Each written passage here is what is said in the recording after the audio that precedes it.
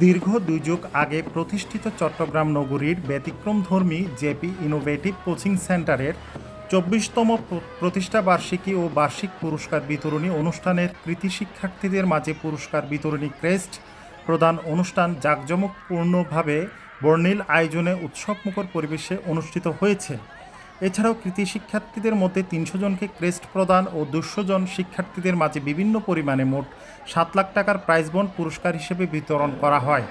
৯ মে শুক্রবার বিকেলে চট্টগ্রাম নগরীর হালিশহর নয়াবাজার বিশ্ব রোড তাসপিয়া গেটের পাশে জেপি কনভেনশন হলে এই অনুষ্ঠান অনুষ্ঠিত হয়েছে।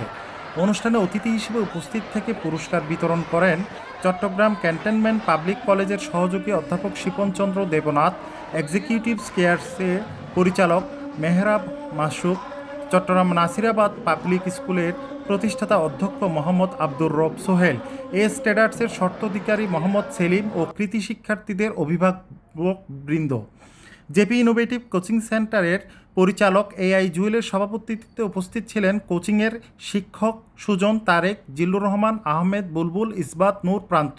কোচিংয়ের সমন্বয়ক শরীফ মোহাম্মদ বাপ্পির সঞ্চালনা অনুষ্ঠানে শিক্ষক মণ্ডলীর মধ্যে আরও উপস্থিত ছিলেন তানভীর, আব্দুর রহমান ছোটন, মাকসুদ আলী, রেজা, মোবারক সহ চট্টগ্রামের বিভিন্ন স্কুলের শিক্ষার্থীগণ উক্ত অনুষ্ঠানে উপস্থিত ছিল।